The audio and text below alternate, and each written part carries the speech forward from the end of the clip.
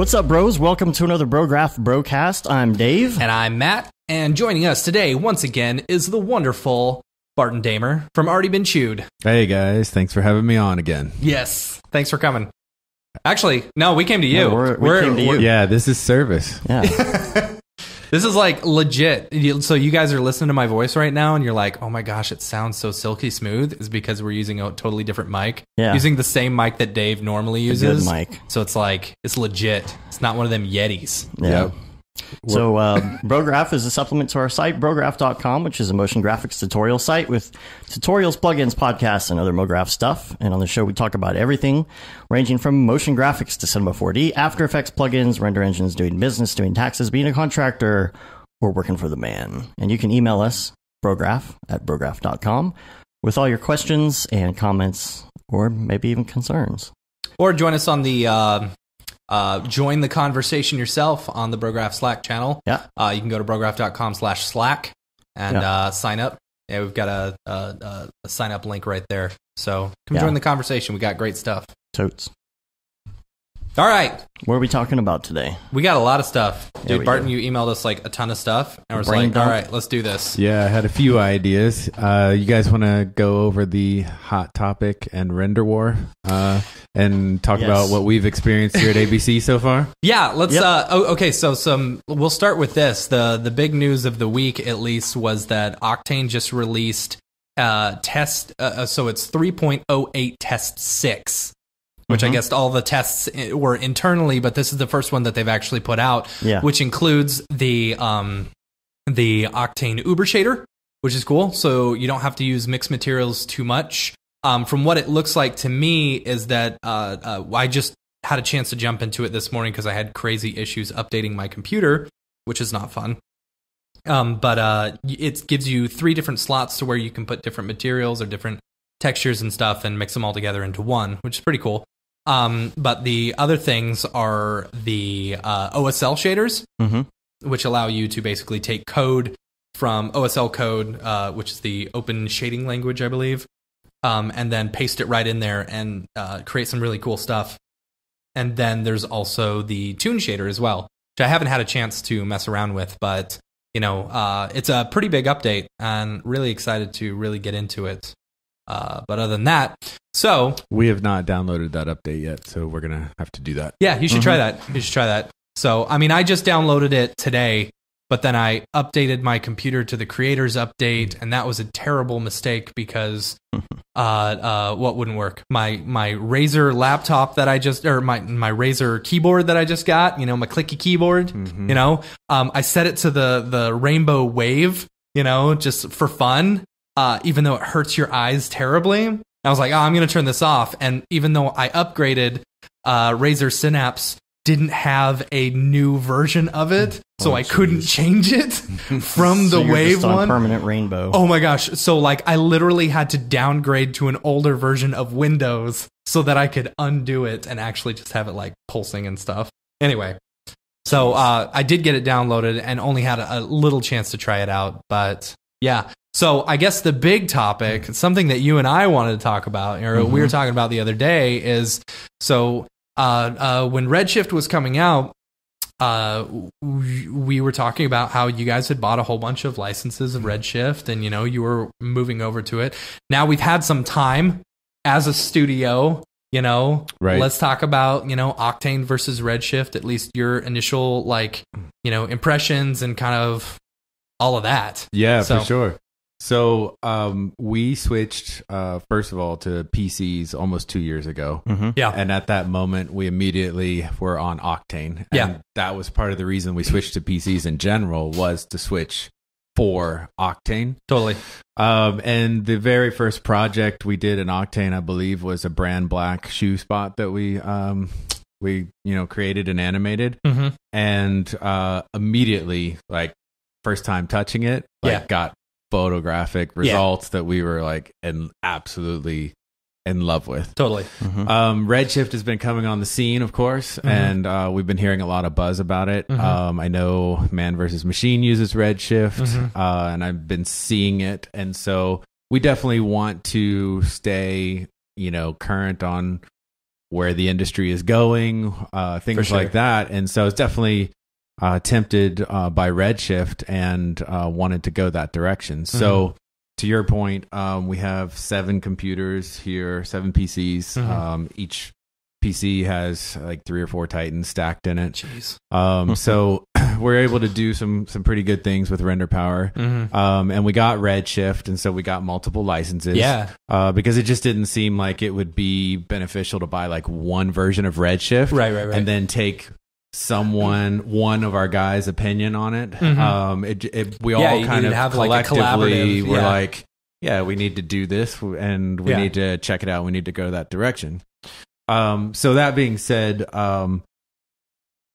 I was a little frustrated by the learning curve of Redshift. Yeah, and that's something that I think I've talked about a lot, is that if you're coming from something like Arnold or V-Ray even, like the learning curve isn't so terrible, but you really got to get used, you have to be used to nodes, is the big thing. For sure. But coming over from Octane, I was lucky because I had a background a little bit in V-Ray, so I understood some of the vernacular and stuff like that, and kind of did that. But I can see anyone moving over from Octane, it's just like, what?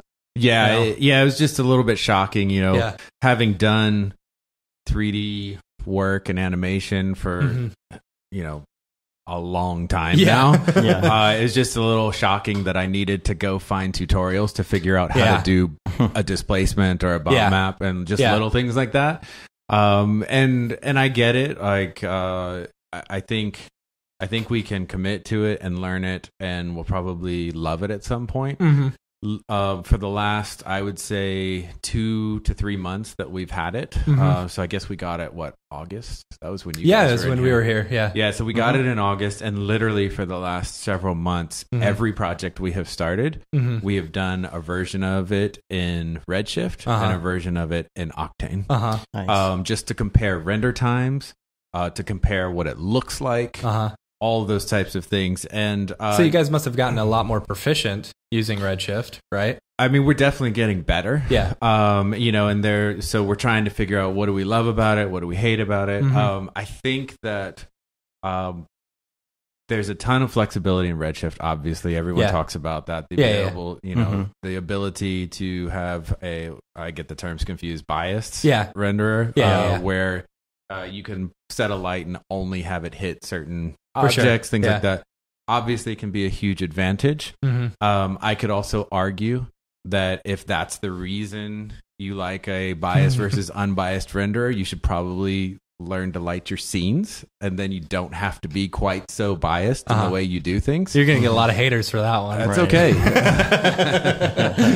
And so that could go either way. Yeah. I feel like the only time that's super advantageous is if you have an art director breathing down your neck that says, I need a light right there. Yeah. And then you might run into some issues here and there. So it obviously has its advantages. I'm not discrediting, bias versus unbiased whatsoever.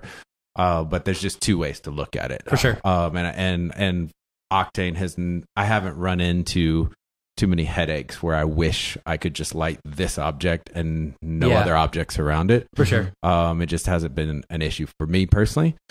But I will say we have delivered a couple projects with Redshift as well. So we've gone through the whole process, delivered it.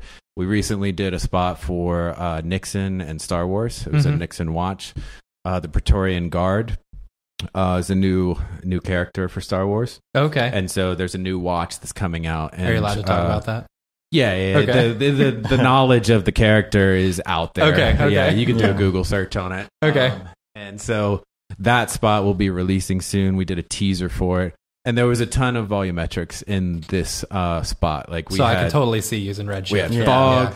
We had VDB volumes coming out of Houdini for smoke, and that's all kinds of things. One thing that people have talked about with Redshift, the VDBs and like the intersecting VDBs. At least that's what I've seen talked about on the Slack. Is like with Octane, you get intersecting VDBs. It looks like garbage. Yeah. Versus Redshift, it's like beautiful and clean. Yes. Yeah. There's a way to fix that though. Oh yeah? Yeah, but I don't know that way well enough to like tell it. Yeah. It's something about the step lengths being exactly the same, or I forget what it is. There's some settings you have to have perfect for it to work. Yeah. But I don't remember either exactly what it is. Yeah, Thomas, who works with me here at ABC, has found a way to overlap VDBs without getting that terrible intersection. Okay. So it may be something. You should just yell at him when he gets out of the bathroom. Yeah. So, render times were obviously faster with the fog and the smoke, and that's what we're hearing quite a bit and pretty regularly. Octane is by far rendering faster, much faster. And the only exception is if we like fill a scene with fog, right? Then that becomes like a little bit of a slower render compared to Redshift. I do feel like from a business perspective, I will say this, and I'm using the word scalable in a different way than other people use the word scalable. Right. I believe Octane is more scalable than Redshift. Okay. And so everyone else will say Redshift is more scalable. They're referring to a pipeline situation, though. Right. Okay. I am referring to being able to get an artist to make something beautiful faster. Okay. And so I feel like just in as much as we've used Redshift, you're going to have to be amazing at Redshift to get something to look amazing. Okay. And we have had even interns that are, junior in college who have never used Octane before. And their first day on Octane are posting dailies that look gorgeous. And absolutely gorgeous. That has been my biggest, as funny as it is, it's my biggest love and it's my biggest complaint about Octane, because it just looks gorgeous. It really does. Straight off the bat, when I first open it up, I'm like, oh my gosh, this looks so realistic. Yeah. And it's like, but because it looks so realistic, you can have anyone in the world who hasn't been doing 3D forever create something that looks absolutely gorgeous. Yes. In no time at all. Yeah. But I mean, that's where we are. Right. And so this industry used to be full of mystery and confusion, and people hid behind that mystery and confusion as their expertise. Right. Yeah. And now, in the last 10 years, that's completely exposed. For sure. People are able to do a lot of this work by themselves off of one computer. Yeah. Whereas it used to be, you were able to kind of hide behind the knowledge and expertise that you had, or the equipment that you had access to that other people didn't have access to. For sure. Especially in the video editing world, even more so than the 3D world, in my opinion. You used to have these tape Avid decks machines and all other stuff. Yeah. All this craziness that kind of went out the window, with Final Cut Pro and for sure. All of that. So all that to say, I do feel like I'm in love with the look of Octane as an artist. Yeah. And part of my workflow is going through multiple looks quickly and not being romantic by any of them to any of them. And so I love the camera imager in Octane, and I love being able to add the bloom effect. And obviously you can do those things using passes and Redshift, pull it into After Effects or Premiere and start giving some looks to it. But that's time consuming. I think the new version, the updated version of Octane as well, allows you to put LUTs in there. Yeah, it does. 3D LUTs. So that might be something. Something new. Yeah. So that's part of my personal process is I fly through that camera imager, like all 60 options. Yeah. And I'll adjust the gamma. I'll do neutral response, no neutral response, and I'll end up getting a look I was never planning for. Okay. And with Redshift, we were having to render out multiple passes, which fills up hard drive space. Absolutely. Pull it in. And then the challenge was all of a sudden our Redshift renderers were starting to look like physical renderer, because we were applying the same techniques that we used to have to apply to physical renders to try and get those to look better. And so it started feeling like our work was dated. And it was like, no, we don't have to do all this post work to it. Like the stuff that we do out of Octane is 98% ready. And we're not having to do post work to it in our workflow. And so I love Octane for that reason. And that's where it kind of felt like, okay, with a larger organization, you pass off all your passes to a post-production artist, and that person's job is to tweak it and come up with all those different looks. Right. And so it definitely felt like a little bit more of like a systematic approach that Redshift would be good for. Yeah. Is if you wanted to get it out of the hands of the 3D artist, get the passes to somebody else, and then they could get a look for you. Yeah. But Octane is definitely, it's very good for the boutique studio, you know? Very good, because you got a small team, you're trying to bust out really good work, you know, short amount of time.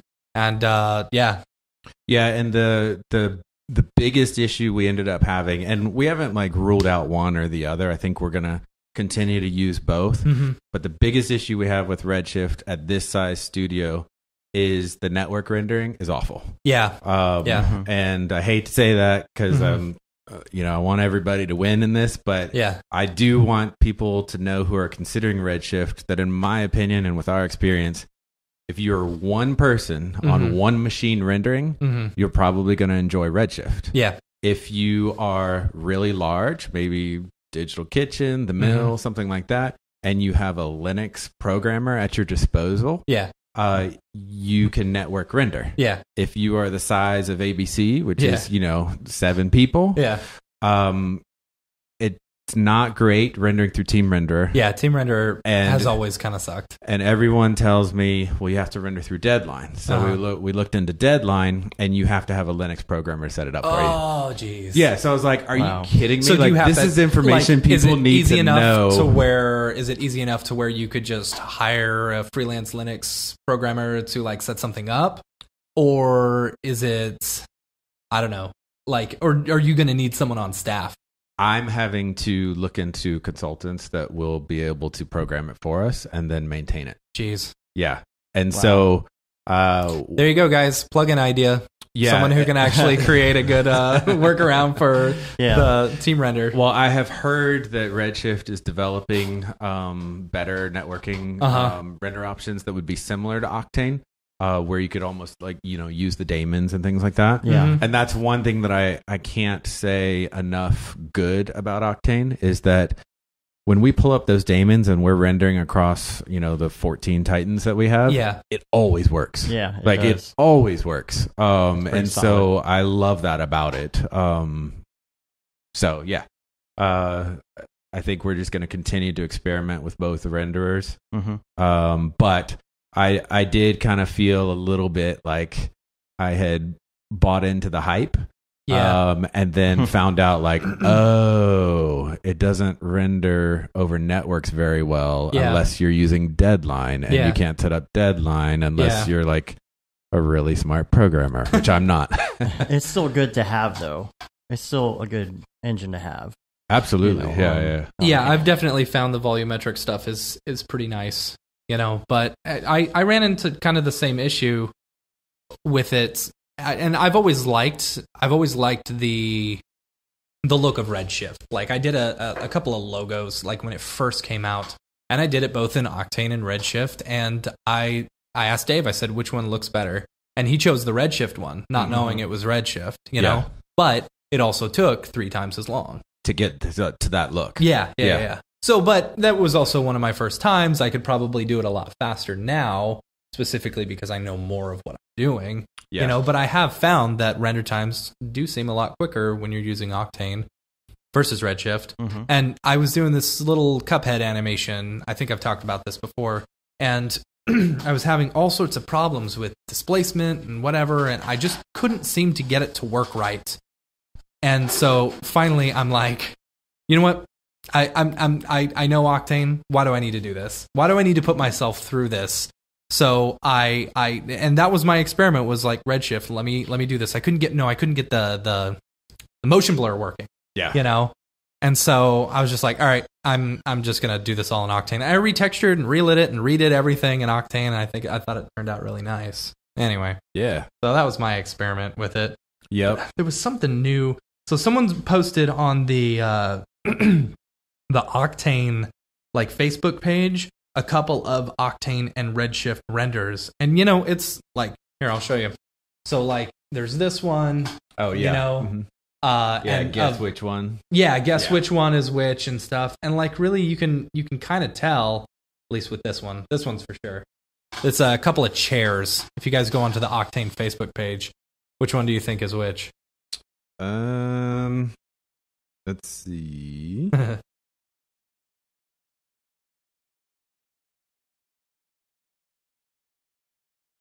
There was, I think, I want to say there was something big with Redshift this week. I can't remember. Like they announced or teased something. That's interesting. I'm going through the Slack. Which one do you think? They're really close. To be Yeah, you honest. should see the other one. The other one is super close. They're so close. But there's something that gives it away there. But again, back to my point, I feel like how much work was involved to get you're a the same look? unique and very talented person to be able to get Redshift to do that. Yeah. You're a novice to like anybody could get Octane to look like that. Right. Yeah, so that's kind of what I go back to. Yeah. But maybe I'm wrong. Maybe, a year or 2 years from now. So this one with the more I'll blue, be singing the I believe, Redshift is phrases. Octane, the one on the left, I think. B for Redshift. A is Octane, B is Redshift. Yeah, wait. Yeah, anyway. Did it say anything about render times? I don't know about that. They didn't put that down. Yeah. So. Because, Anyway. All right. So what else? So what's the future? Are you you guys just gonna keep on using both, or are you gonna use it for, choose whatever? Are you gonna keep on doing all the same projects both ways? I think for now we've kind of like taken a deep breath and said, you know what, let's just use Octane on these next couple projects. And then it'll be like, all right, we got Redshift, let's go back to it. Yeah. Yeah. So it just seemed like we were forcing Redshift and we wanted it to work. Yeah. And it might work. Yeah. I am looking into getting third-party consulting that will set up Deadline and a server for us and things like that. And I know that Redshift has a really, really good cloud rendering system, either in the works or currently. That might have been what someone, I don't know. And so, I mean, you've also got PixelPlow that you can use. Yeah, and that may make or break us as far as, if the cloud rendering for Redshift is fantastic. Yeah. And it feels like we're rendering straight off of our own computers. Yeah. My understanding of what I've heard from that cloud rendering system is that it'll access it when yours are powered out. And so it starts accessing it almost as if it's internally. Okay. Yeah, and so it's pretty seamless. Yeah. So if that ends up being the case, that may be something where we put up with the headaches so that we can render something in 2 hours that would normally take 10 hours. Yeah. So of course, then you got render tokens coming along, where you can use everyone else's machine. Yeah. Of course, right now, what is it? The Octane Render Cloud or Render, Orc kind of sucks. It kind of sucks. Yeah. And they still haven't gotten rid of the subscription ability. You have to have the subscription in order to do it. Whatever. So, all right. Cool. What new projects you got going on right now? Anything you can talk about? Yeah. I'm pretty excited. We are doing a lot of international business right now. Yeah, that's cool. So some work over in China. And that's been interesting, working with contracts and getting Chinese government to approve the contracts. That's weird. Yeah, because a signature in America solidifies a contract, but a signature in China just moves it forward for the government to look at it. And then the government has to look at it and say, yes, you can do this. So that's been an interesting process. That's crazy. Yeah. Okay. Yeah. So that's been an exciting process. And have you gone over there?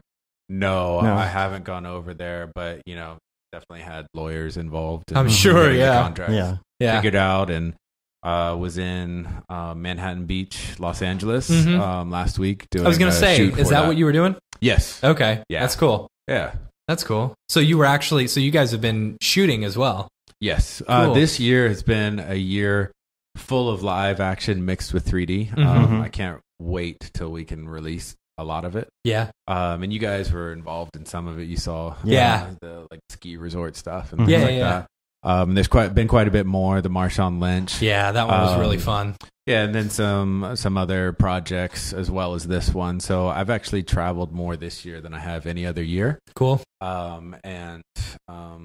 want to say that's probably me too. Yeah. Anything from green screen shoots to live action, and then all of it, of course, is is based off of, you know, CG creative and graphics that we're adding to the concept. So.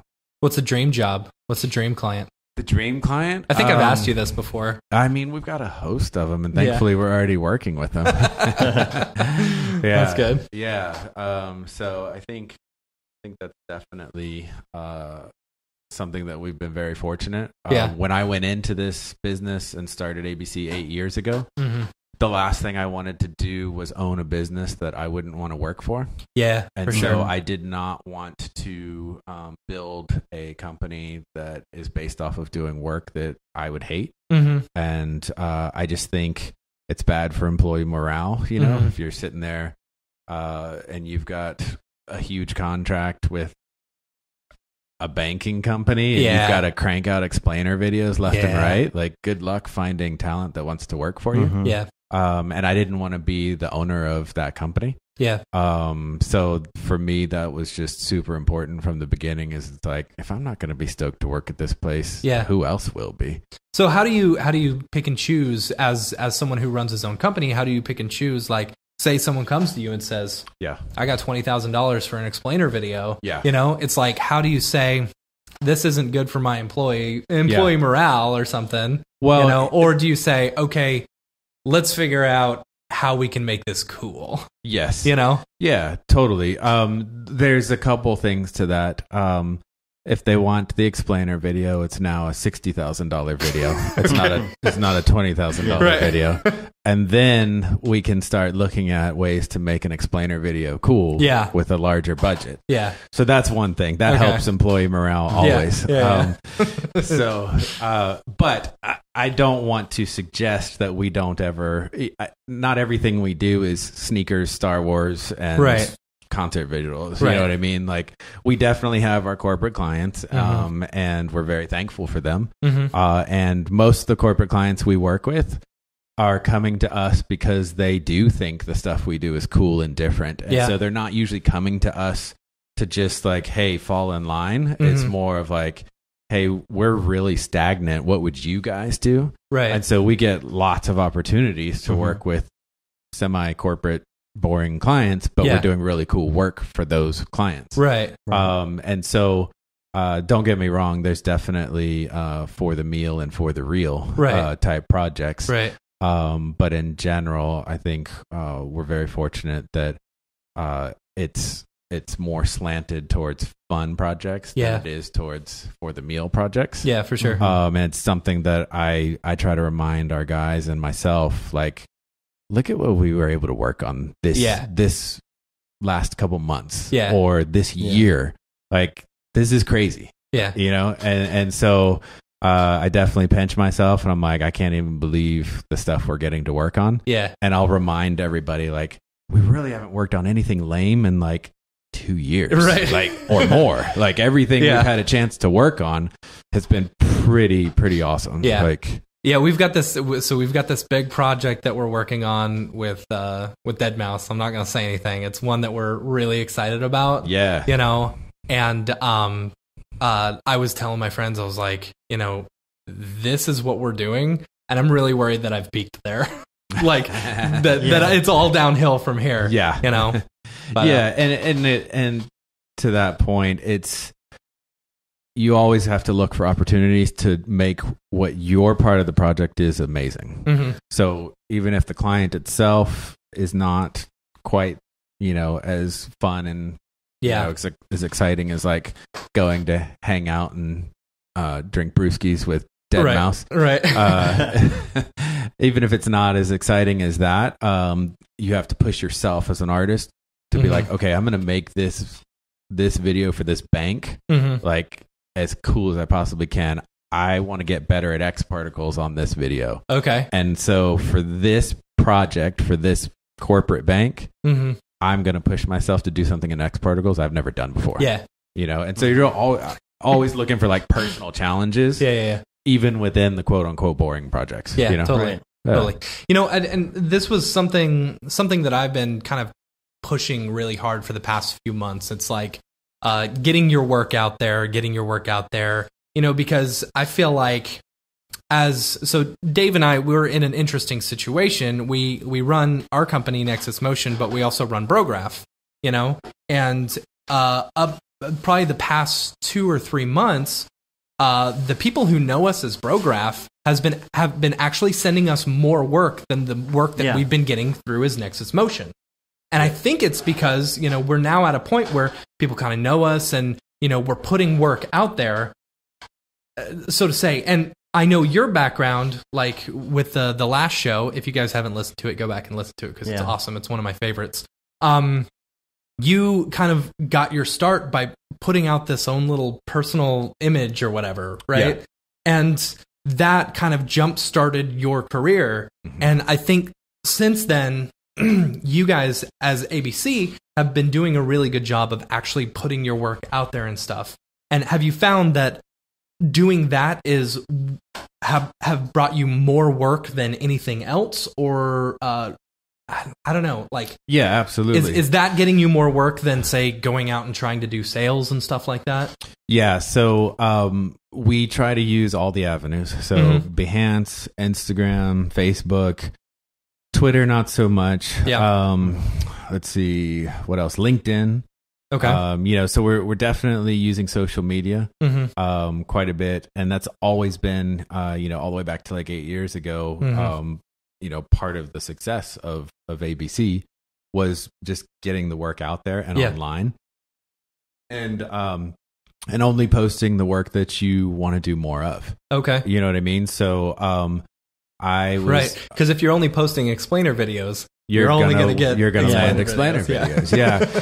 But to a certain degree, that's 100% true. But the opposite of that is true as well.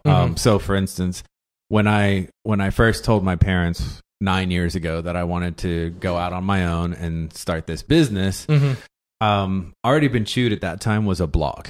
Okay. And so I was posting design inspiration, advice, everything. And back then, it was relatively large. I was having about 16,000 unique visitors a month. Nice. And so the blog itself had, a pretty big following. Things like that. I would throw T-shirts up for sale. Yeah. And I'd be shipping out 100+ T-shirts. Which you've got new sale. T-shirts, which I want to buy one.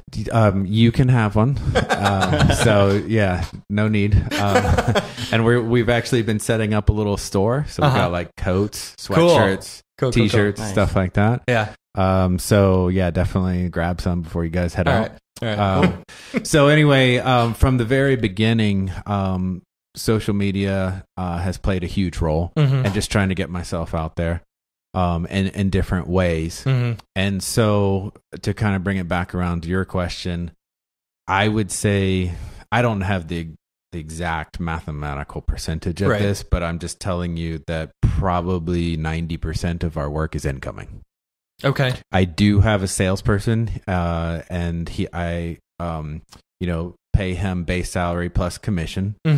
He's been with me as a part-time person for several years now, probably about 3+ years. Okay. And he's gone from like part-time to full-time in the last year or so. And so he does a great job, but in his efforts, we do find that the majority of our work is incoming, even though he has landed us some fantastic gigs. And I will essentially work with him, and I'll say, hey, here are the brands that I want to work with. See who you can track down, creative directors, producers, art directors, things like that. And he will, scour the internet, whether it's LinkedIn or other. Yeah, I was going to say, from a sales perspective, I don't know if you know the way he works, but how do you go after some of these big fish? Well, to be honest, it is quite easy in this day and age, because unlike B2C, B2B, you know exactly who your target is. Right. All you have to do is get on LinkedIn and find a producer, creative director, art director for Nike, Adidas, Windows, like Oculus, so you can find out exactly who your target audience is. B2C, you think you know who your audience is. They're like 18 to 30 year olds that like video games or whatever you're trying to do, but you can't necessarily like go find them as easily as you can business to business. Okay. So you can find out who those people are. What's super bizarre about that, though, is we have literally contacted, had relationships, done, the whole presentation to teams at various large companies, and kept a relationship with them for 5 to 6 years, just to be hit up by somebody else in the company that's never even talked to them about us. Oh, that's funny. Whatsoever. That's really funny. And so it happens regularly. And Donnie, who is my sales guy, is like, oh, I can't believe this. Like, I've been talking to so-and-so for like 4 years now. Yeah. And somebody from the running department at Adidas hits you up rather than the basketball department, who I've been talking to for the last 4 years. That's or whatever. funny. So it definitely happens that way. I would always recommend being on the offense.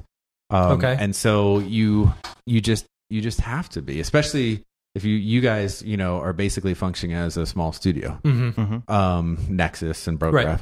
And so you always want to be on the offense, especially when you start having employees. So even though so much of our work is incoming or word of mouth or saw you on the internet or whatever,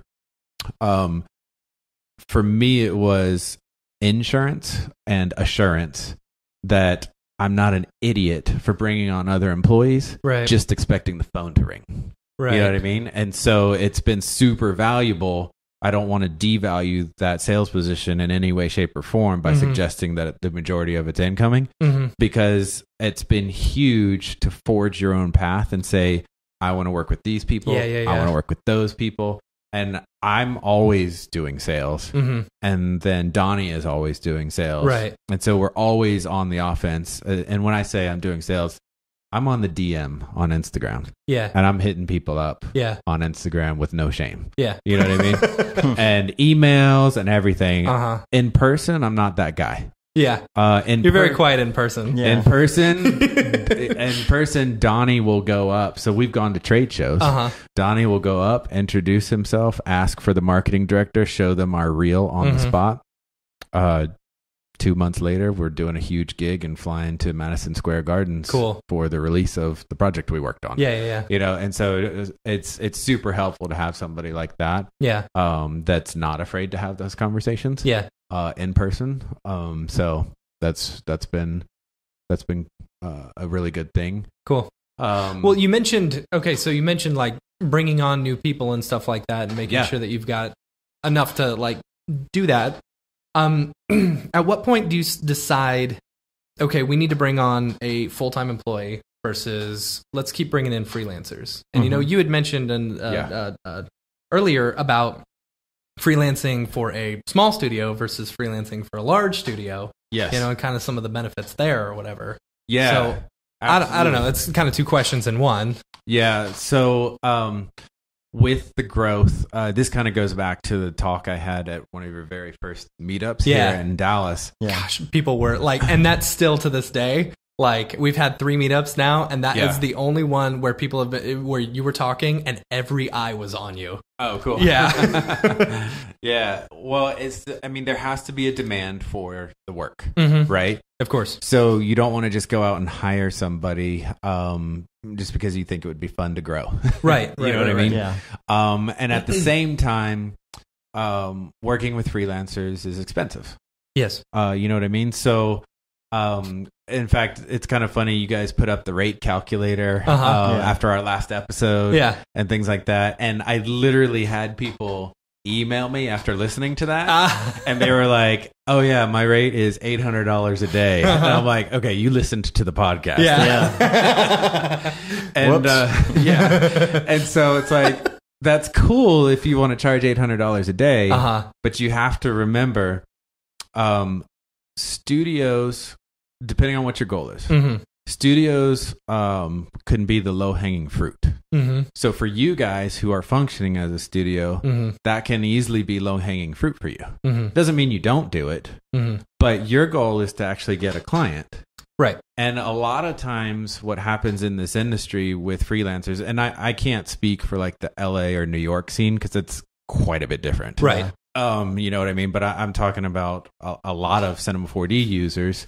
that aren't in that scene, you know. And so when you are freelancing with larger studios, a lot of times what you're doing is you are charging those studios more than you would charge a client. For sure. And so what I mean by that is you can confidently go to a studio and you can say, hey, my rate is $600 a day. Because you've kind of heard and know that information. Right. So if you were to add up how many days that explainer video normally takes you. Yeah. Let's say that explainer video normally takes you, I don't know, 3 weeks. Right. You know, would you say that's a fair amount of time for an explainer video? Or do you crank Probably them out faster? not. I could probably go a lot faster than that. Oh, you can go faster than that? Okay. They're probably not very good. But it depends. It depends on how much work has been done beforehand. Yeah. You know, like if they're, I've got one client who provides me with like all the art automatically and wants me to do just the animation. Yeah. And I'm like, okay, I knock it out in a couple hours, you know, Right. and then charge a day rate. Yeah, okay. So, well, I would say, for me, when I was freelancing, I think one thing that was easier for me to do is tell a studio like, hey, here's my day rate. But then if I was bidding on an explainer video, right, for instance, I would think to myself, well, geez, I need at least 3 weeks to do this well. And then if you take the math of that times your day rate, right. I don't have a calculator in front of me, but let's just pretend it ended up being 15 grand. Right. In my mind, I'm saying, oh man, they're never going to pay 15 grand for this. They probably are only going to pay 8 or 10. Right. And so I end up charging 8 or 10 to a direct client. Right. But I'm okay with charging 15 grand to the studio. And so I would like people who are freelancing to realize that that's actually the low hanging fruit. So if you're going to a studio charging $600 a day, right, your bid to your client actually needs to be a lot more than your day rate to that studio. Yeah. But I think what happens a lot is your bid to your client ends up being 8 grand for the explainer video. Right. But your day rate to the studio ends up averaging out to be like 15 grand or so because the studio brought you in for 3 weeks to work on it. And, you know, that's something that I've actually talked about on the podcast after talking to you about this. Yeah. Is that, I do. We have 2 separate rates. We've got, you know, our studio rate if we're going to go work at a studio just kind of as a freelancer. And then we've also got our project rate. So if we have a studio come to us, like if you text messaging us saying, hey, can you guys come and work for us the next month? Sure. That's our day rate, right? Yep. If a client was to come to me and basically say, you know, I've got this job, I want to do this, blah, blah, blah. That's what we do. We figure out how many days it would actually take us to do that at our day rate. And then add a little bit of padding into it. Yes. You know? Yeah. Because there's going to be stuff that comes up. You're going to have to answer emails. You're going to have to talk to people. You know, you're going to do quite a bit more work than just a normal day of just, you know, editing or 3D or whatever. Yeah. And so you add that padding in so that you're actually, you know, and sometimes the projects go really well and you end up making a whole lot more, you know? But for someone who's, I would always say for someone who's trying to, you know, someone who's trying to get, or if a company is trying to bid on a project versus a studio, you know, absolutely do that a little bit differently. Yeah. And as you're working out whether or not you want to work for a studio or, you know, work directly with clients, there's going to be times when you're doing both, right? Yeah, for sure. So at some time, I had to make a decision in ABC. Okay, I'm not going to go into a studio on a day rate. Yeah. Like, I can't do that because if I go into a studio on a day rate, I'm going to have these 5 clients hitting me up all day long. For sure. And I'll make more money with these 5 clients. Yeah. So you have a decision to make. And those decisions can be tough because sometimes when you're working with a larger studio, there are huge benefits. Yeah. You know, you've got, whether it's equipment benefits, whether you're rendering on something that's way faster, you have access to software you may or may not be able to afford at home. Right. You know, the benefit of working with a team of people who are super talented. You know, so it may be worth it to go into a studio so that you can learn how that studio does things. Yeah, for sure. You know? And it was I told you this when we were working here. I said, I promise you by the end of this, I'm going to get more out of this than you will from me, because we had plenty of time where we were just talking business, and that's me. I like to talk business, and I know you do too. Yeah, for sure. And so I don't know. It's very interesting. It's like from that point on, kind of learning that threw a whole different wrench into the way that I run my business. Yeah, run our business, I guess. Exactly. And so there comes that time where you might have to make a decision of like, we can't work under a day rate anymore. Yeah. And we can't go into ABC or work with, other large studios or whatever. Right. And you may have to make that decision. It may be a hard decision because it may cut out a chunk of work for you. Right. And so that was a tough decision for me as well, is it's like, okay, I'm going to no longer be able to receive a day rate anymore from these certain studios. Right. But I have enough clients coming directly to me that I'm missing out on money opportunities by working a day rate with somebody else. Yeah. And I've found when going to work at studios, just this past week, I went to go work at a studio. And what's difficult, at least with mine and Dave's situation running our company, is sometimes Dave will take a project or I'll take a project, and we know, I can get this whole thing done. We don't need to share it, but then there's other times where we're both working on a project, Yeah. So that's just kind of the way we run things. But what's really hard is when I'm running a project and then all of a sudden I get a phone call and I'm at a studio and they call me and they need a change. Right. So that makes it difficult because I'm like, okay, well, Dave, you've got to jump into this project that you have never touched before. Right. And I don't know any of the layers. Exactly. So the amount of time it takes you to get into my project and finally understand it, right. You could have I could have gotten done in maybe 20 minutes, if I wasn't going and working at that studio. Right. And actually there has been a few times where we've got basically some low-hanging fruit, that we've done work for a really long time. Yeah. And so it's hard getting them up to that full rate, And there's been quite a few times where I'm like, I'm just going to say no. Yeah. You're not paying my full rate. So I feel like I am completely okay with saying no. Right. You know? I don't know. And think of it too, the motion graphics business, it's not a whole lot different than retail.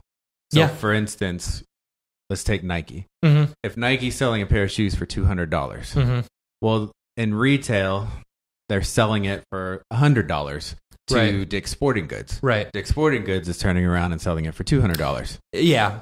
But they don't sell Air Jordans, though. Trust me. I've been looking at some Air Jordans. I've been trying to find the right pair. You and your Air Jordans, man. I've got some I can tell you. All right. Got several.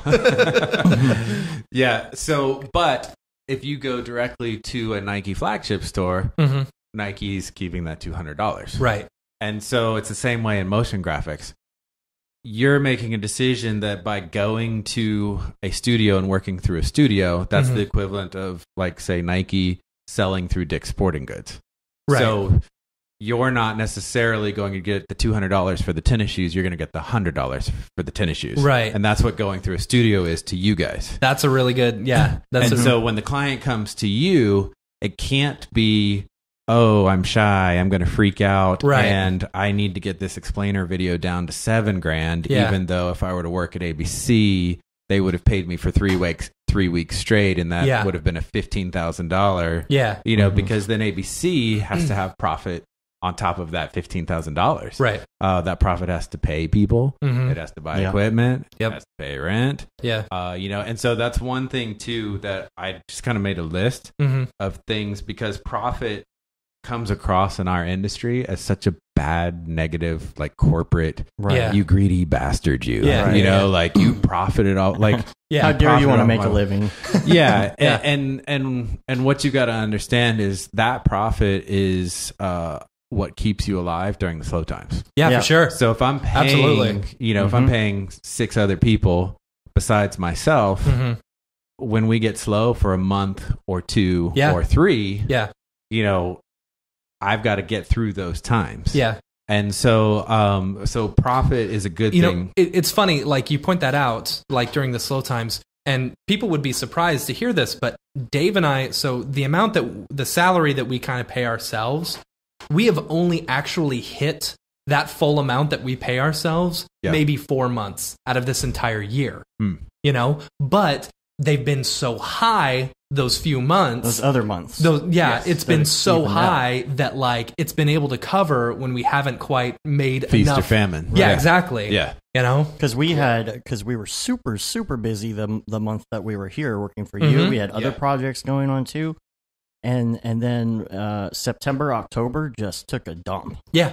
And then I think if you combine the again. 2 months, we probably wouldn't even made 1 month of salary. Yeah. But like then comes November, we spent that time definitely like trying to market ourselves and push more stuff out and say, hey, if you need work. Yeah. And so November turned out being really good. Anyway, go ahead. No, it's cool. So some of the things I wrote down about profit, just so that it doesn't have such a terrible, greedy meaning to it, among artists is profit allows you to invest in new and better equipment and render faster. So for instance, we're finally at a size where I'm going to invest in a substantial amount of equipment in order to get us a server. Right. And more render power. Right. I mean, we've been getting more render power. Yeah, for sure. But as you guys saw, we need a server. Yeah. When we were, had 10 people in our studio during the month of August, it was slow, getting files to each other and things like that. So we're going to get a server. So obviously we have to have a ton of profit in order to do that. I was thinking like a GPU server, but then I was like, oh no, a server, an actual server, like file server. Yeah. That's awesome. So we'll be working off of a server.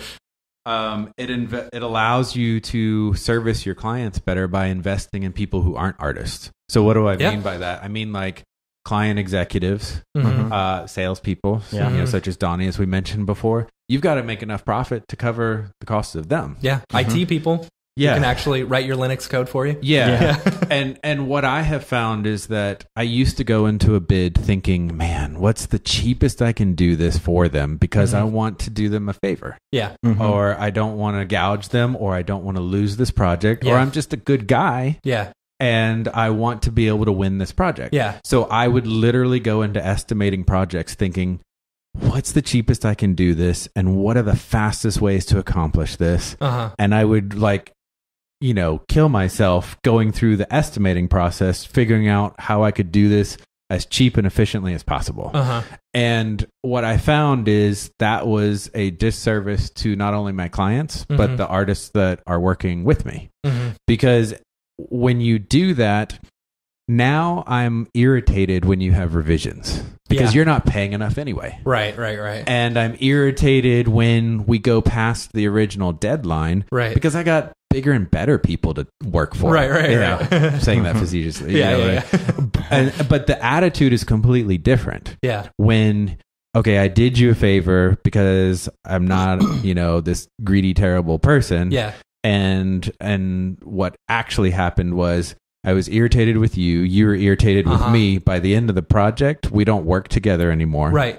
And I didn't service you well. And here's the thing, like, that may just be in your mind that you feel like you're kind of needing to do them a favor. When in fact, at no point did they ever really ask, hey, do me a favor. You're just trying to get the work, or you feel like they're not going to. It's all a mind game, with yourself, And once you get past that and realize this is the rate, this is a good rate, and this is what people actually charge, the fact that people are actually making this money and companies are actually paying that stuff, once you understand that, it's a whole different ballgame. Right.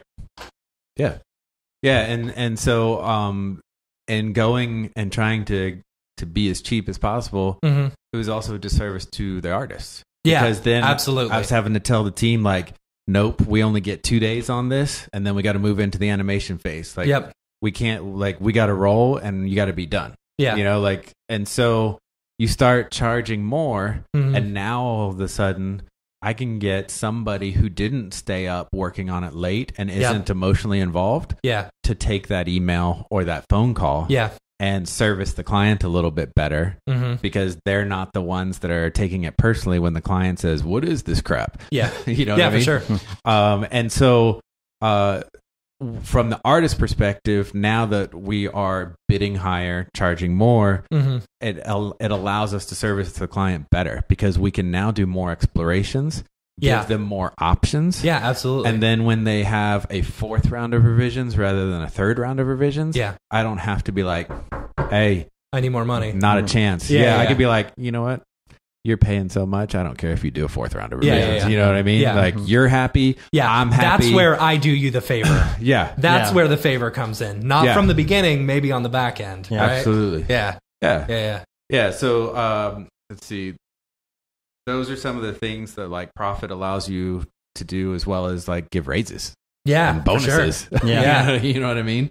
It also allows you to sleep at night because you can know that you have money in the bank. Yeah, for and sure. if there are 3 months that are slow, you're not laying everybody off. Yeah. Right. You know, and that's huge to be the owner of a studio and to actually be a visionary is challenging if you're not sure if your company's going to be healthy 5 to 10 months. Right. You can't even set a vision for yourself for 5 to 10 years from now if your finances are just basically paycheck to paycheck for 7 people. Dude, I worked for a company and we were always, every single employee was always worried about whether or not we were going to get paid. Yeah. That company just went out of business. After 30 something years. Yeah. They finally went out of business. I hear that story a lot, and it's usually after like 30 years. Yeah. And I'm assuming it's because the owner is old, not involved. Actually, he's I don't know. He's very involved. He was nickel and diming himself to death. Interesting. Oh, yeah. Basically. Yeah. Totally. And like he was always trying to do the favor. Yeah. You know? And so when he would quote jobs, he would quote it less, and then they'd end up getting multiple rounds of changes, and he'd do the favor at the end too, and he'd always end up losing on both the beginning and the end. Right. Yeah. You know? And so because of that, eventually you do that enough. He had the extra work, which was old. You know, it was work that could be outdated. Yeah. And eventually it became outdated. That was his foundation or whatever. That work became outdated. And so now with all the not charging enough. Yeah. There you go. Yeah. Eventually they just go out of business. And he wasn't able to pay his employees enough. Yeah. You know? So none of them had, like, he was basically paying a high school salary or a high school wage, you know, to come and work at this professional place, but he wanted professional quality. Yeah. And it's like, sorry, man. Yeah. You got to invest in your people. Yeah, for sure. And the power that you give your people. Both equipment and, you know, they're in a certain position within your company. You got to trust them to do that. Yeah. So, yeah, I mean, there's a lot of factors, though. It's not quite as simple as just like, it's not quite as simple as, well, I'm just going to charge more. Sometimes it is, and then you're like, oh, they went for it. Yeah. But you have to have good work, and you have to be able to back it up. A reason to. Yeah, you can't just all of a sudden go in and be like, well, I'm 2 years out of school. I'm going to start charging $800 a day to studio this, that, or the other. And this is something that Joey talks about. This is my weekly...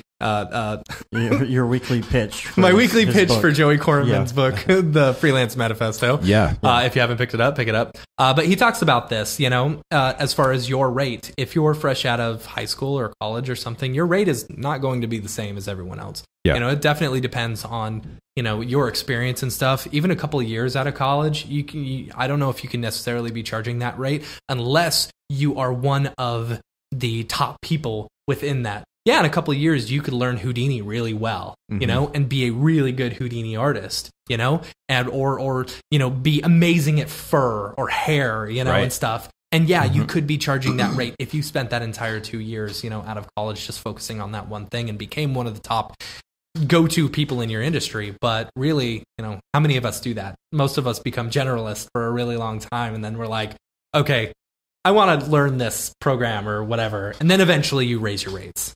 Right. So, yeah. I mean, you have to do amazing work. Absolutely. And then with the amazing work, see where the fruits are. Yeah. And sometimes you might be amazing at a certain thing or a certain style, And then you have to live with the fact that you're only going to get hired for that amazing thing that you do. Yeah. So it can also be a double-edged sword. Yeah. When I was freelancing and before I decided to, add people on and really turn into a studio, I had an opportunity to freelance with some really great companies. I got to freelance with Digital Kitchen. Yeah. I was offered by Troika to move to LA and head up a rebrand of a large sports network. All things that were like dream opportunities for me. But what I found out quite a bit is I was getting paid for 2 or 3 days to create a really amazing look for a project that then their internal team would spend the next 2 to 3 months working on. Jeez. You know what I mean? And so I had a specialty, and that specialty was making things look great. Yeah. And once I made it look great, their team made all the money. Yeah, for sure. You know what I mean? And so when you are in a position where you can charge, some of these people $1,000 a day, $1,200 a day for some people who are super talented. Yeah. But it's never the goal of a studio to hire that person on for a long time. Yeah. Because it financially hurts. Absolutely. It's not fun or exciting to have to pay that type of a day rate, and it just puts a lot of pressure on the person charging that because they better deliver. Yeah, for sure. And more than likely at that rate, it's a short-term deal for them. Yeah. And then the long-term deal is either going to be for the people that are in-house or for the people that are $600 a day or whatever. And and if you don't have the work ethic or the work quality, if you're charging that much money, you better be damn good. Right. And you better be efficient and great at communicating or whatever, you basically got to be all around badass. Yep. Yeah. So anyway, what else we got? Well, since we're talking a little bit about freelancing, I wrote down some of my biggest myths about freelancing that I experienced. Okay. We touched on some of that a little bit. So the first myth was that I would get to choose what I want to work on. It sounds fantastic as a freelancer. Well, okay. Let's hear what you got to say about that, because I may be able to. Cool. So it sounds great that you can choose whatever you want to work on. You can say no to it, or you can say yes to it. Yeah. But for me, the reality was I would say yes to the explainer video. And then during the 3 weeks I was working on the explainer video, I had to say no to Nike, or to this exciting project, or to that exciting project. Yeah. And so the reality was I wasn't able to choose what you wanted to do. No. Yeah. Because at some point you've got to say yes to something you don't want to work on. If not everything coming in the door is the most exciting project you've ever worked on. Right. And so it never failed, Murphy's Law, what have you. Yep. I would say yes to the corporate gig. And during that 3-4 weeks I was working on that corporate explainer video, I would get dream gigs that I was having to turn down because there weren't enough time, there wasn't enough time in the day to overlap them as much as I wanted to say yes to them. So the reality for me was I was having to turn down dream gigs, and I wasn't really in charge of what I could or couldn't work on, even though it seems like that. Yeah, you still get a chance though to say no to the, crappy projects. Unless you need to pay the bills. Yeah, unless you need to pay the bills. So if you're doing really a chance to say no to them. So you're just saying you just weren't at that level where you could say yes or no to all. Well, I mean, I'm sure at a certain level, you're getting paid well enough to where you can say no to a project. If you're getting paid $1,000 to $1,200 a day, that's your day rate, which is high, very high. Like if you're doing that 3 or 4 times a week, I have a feeling you'd be able to say no to a couple of projects. I don't know. Yeah, I mean, you can definitely say no to them, but I think what you don't have any control over is the ability to say yes to certain ones when you're already booked. Yeah. So that luxury was not necessarily a reality. Whereas with our team now, it's more of a reality that we can pick and choose what we want to work on. Yeah. Because we can divide and conquer and get the meal project done and we don't have to say no to the real project. Yeah. Because we have enough of a team that we can juggle a schedule. And as a freelancer, it was like, I can't stretch myself anymore. I'm already working till 3 a.m. Yeah. All these things. And you just could not juggle a schedule. Like, I was in a situation where I was booked regularly. And if a client was supposed to be done and deliver a project on Friday, I had a project lined up for Monday. And if they bled into Monday, I was not a happy camper anymore because I was doing double days. And we're not in that situation at ABC as a team because we can juggle the hours and the schedule, knock it out fast, and focus on the one that we really want to focus on. And so that's been, at the size that we are right now, we can pick and choose way more than when I was a freelancer. Yeah. How much downtime does ABC normally have, on, I don't know, on a monthly basis? Like, how much downtime do you guys have? I know it's all the months change, know, but on average, and then what do you guys do during that downtime? So thankfully, we have not had any downtime this year. Okay. Which is why we are hiring an additional artist. Or have been looking to hire somebody for a little while now. And so this year, 100% from January on, zero downtime whatsoever. The year before that, we did have slower times. And we were working on concepts that we were then pitching to our network of art directors, creative directors, and things like that to say, hey, check out this technique. So you created different, like, you came up with different concepts, or like, now explain that a little bit. Like, so you would concept an idea, or you'd say, hey, this would be a really cool commercial. And you'd kind of concept that out and then try and sell it? Not quite as much, because I always want to get, paid for doing the work. So we don't ever just like create a commercial and show it to somebody and say, hey, now do you want to pay for it? It's more so of, okay, what do we need to learn that we haven't learned? Like, is it fire simulations? Right. Is it water simulations? Things like that. And then we would typically come up with some sort of a concept that makes it worthy to show our clients. So it's not just like a random, like, hey, learn this tutorial and cool, like, now we know how to do water. It's like, okay, sweet, you did learn how to do water, but let's come up with a concept where water's used around this watch or this shoe or this product.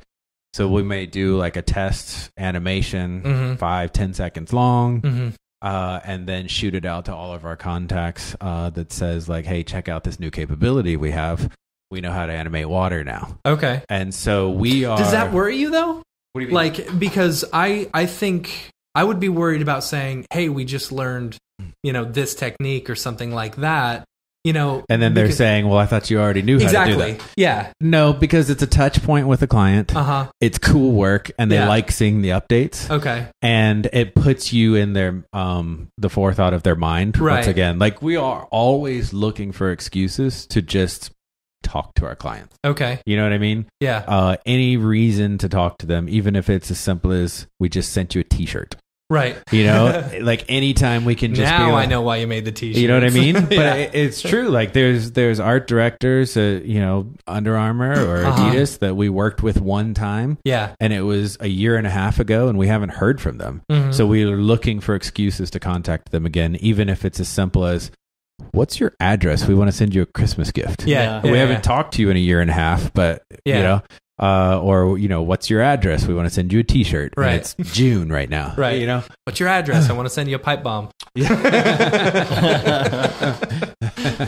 So we're always looking for excuses to contact clients that we've worked with. And testing or improving our skills is one way of doing that. Like, hey, check this out. Yeah. This is something that we could do, and applying it to their product. I It's they kind of like, the client doesn't know so much about this world. You know. See, I don't know, unless you're talking studios and stuff. Yeah. That I don't know. That's me personally. I don't want to say that I don't know how to do any certain thing because I feel like I can always learn it. Yeah. You know? But we're not saying we don't know how to do it. That's true. We're saying here's proof that we can do it now. Okay. So we're not pointing out like, hey, we never knew how to do this before. It's like, and you always want to be showing growth. Okay. And to your clients. Yeah. You know, and it's not, growth isn't necessarily in people or in numbers, you know, but you have to expand your services. Otherwise, the client that you've been working with for 4 years, they know what you're capable of. Yeah. And they kind of want something new, fresh, and different. Right. Yeah. Absolutely. This kind of goes along the same route as rate, you know, or pitching or, you know, bidding on a project and stuff. So like you've got the same work, you know, you're putting out the same quality of work. Yes. They'll say, oh, well, we were thinking about going with this other company because they can do this, this, and this. Yeah. You know, if you're not learning and advancing and stuff, they may not want to go with you. It's the same thing. I had this problem. Well, at least I know some companies that have had this problem where they're, you know, not bidding enough, you know, or trying to do them a favor at the beginning, and then they get stuck in that rate the rest of the time they're working for them. Yeah. You know? Yeah. And so that's it kind of goes they're very similar. You know, you want to be getting better, you know, and you always want to quote your same rate, you know, blah blah blah. So you get to keep those clients. And to that point, it's never awkward to raise your rates. So don't make it awkward. Okay. It's only awkward if you make it awkward. That's true. Yeah. You know what I mean? So there are literally clients that, you know, we were doing projects for dirt cheap for 3-4 years ago. Yeah. That are still our clients. Yeah. And we're charging a lot more. Yeah. I don't think we raised our rates at the beginning of the year, you know, because we weren't getting enough sleep. Yeah. Like you said. Yeah. You know? And we raised our rates at the beginning of the year, and not a single person, you know, we didn't lose anyone. Well, and we didn't raise it by much, but we still did. That's you know? My other advice to you is when you're working directly with a client, you should never have a rate. Yeah. Yeah. No. There's no rate. Yeah. There's a value estimate that you are giving on these projects. And that value estimate is determined by a variety of things. Some of those things are as simple as, what is your budget for this video release? Because I know you've released 1 million watches before, and you've done these types of videos more than I have. So what is your budget in order for us to accomplish this? You find out what their budget is, your jaw drops. Yeah.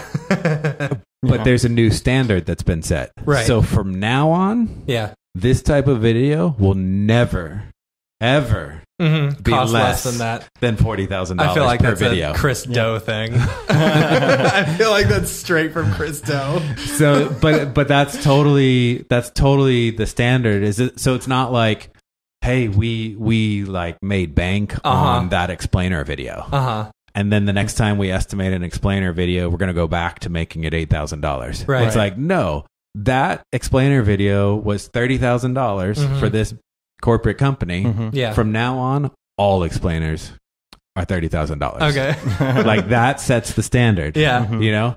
And so then nobody knows if you're raising your rates because there's no rate to raise. Yeah. So with me, those videos that we used to do cheaper are now more expensive because I had to go out and get all new computer systems. I had to go out and get, rendering power that 3 years ago when we were working with you, we couldn't have even rendered something like this.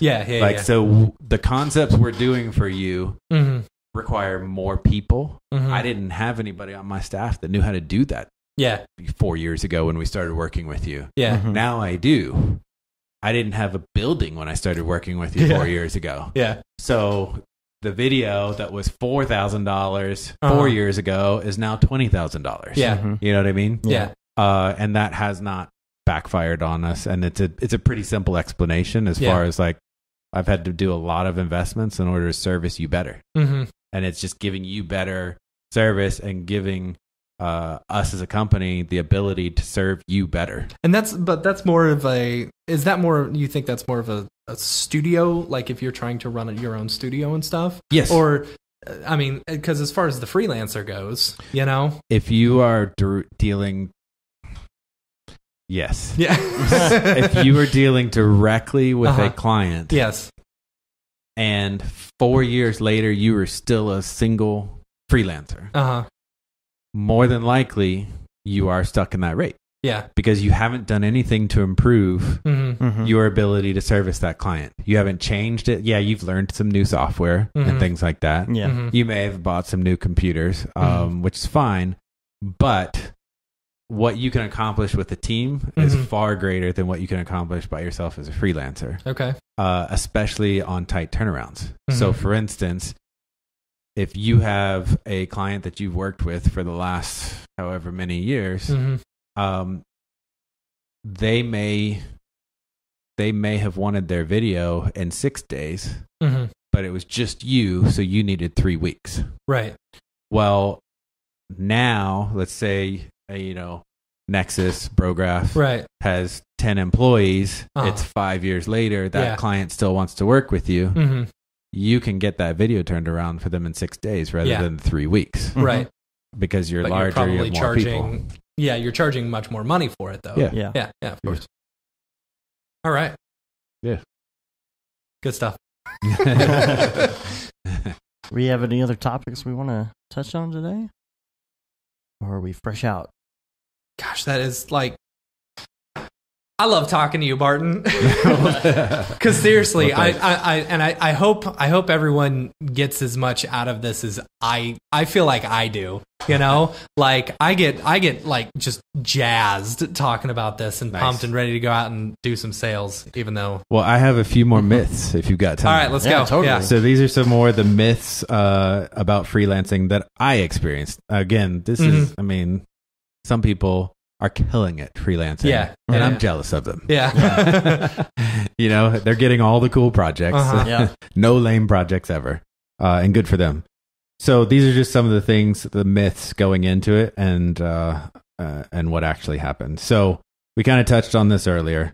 I'll have the hottest studios around the globe wanting to work with me. And so I thought that going into it, like, I had won Digital Artist of the Year with Computer Arts Magazine, had some awards with Intel, things like that. Yeah. And the demand was there, and I was getting calls from some really good dream studios to work with them. But what was happening for me is I was getting paid 2 to 3 days to create some really great looks for them, and then they were staying busy for 2 to 3 months based off of the work that I had done. And so 2 to 3 days being booked by your favorite studio doesn't equate to a full-time salary. Right. And so when you're not working with that dream studio on, your specialty, what are you working on? You know? And so that's where the explainer videos came in, and some of the other things. Man, we have just dogged explainer videos to death. But still, like I don't know a lot of people who actually like working on explainer videos when they cost $60,000. You love working on explainer videos. It's funny. Like I had this person. They cold called us, asking for a video. And I had a feeling like this person, it's one of those ones where they probably have no idea what they're talking about. So they probably don't understand the rate at all. Yeah. Right. So I was like, just kind of blowing off the conversation. I said, so what kind of budget are you looking at?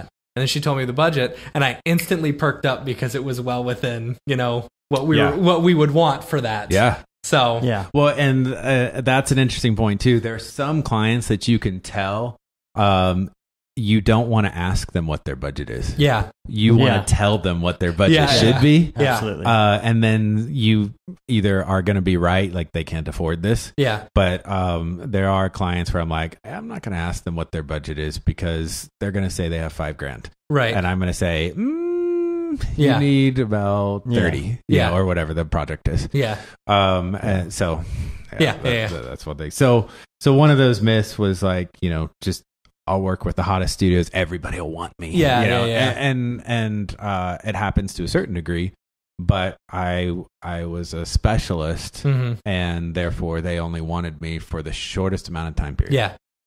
Because the day rate was high compared to what they're used to, and things like that. Yeah. And this is also like, because we're all putting out work. We're showing our work on Twitter and Instagrams, and you see it everywhere. but it's similar to like Facebook. Yeah. You're only putting out your best work. You're only showing off your best work. You're not going to be showing off the explainer video unless that was some of your best work. Yeah. You know, which if it was, all the more to you. Yeah. You know, you're going to be doing a lot of explainer videos. Yep. You know, but yeah, it's so like we think that going freelance and stuff, we see all this great work that these people are working on, and it's like, oh, well, I'll get to do that too, and that's all I'll be working on. When in fact, these people are probably working on other stuff as well. Yeah. You know? We're seeing the highlights, not seeing, you know, the trenches. Totally. So then the next myth is that I would get to set my own hours as a freelancer. Gosh, that is so wrong. I know. I'll say I probably get to do that about 50% of the time. Yeah. Probably about 50% of the time as for running my own business and running out of my house, you know? Yeah. Like I do get to do that 50% of the time but there are some nights where it's like, this client needs it, you know? Yeah.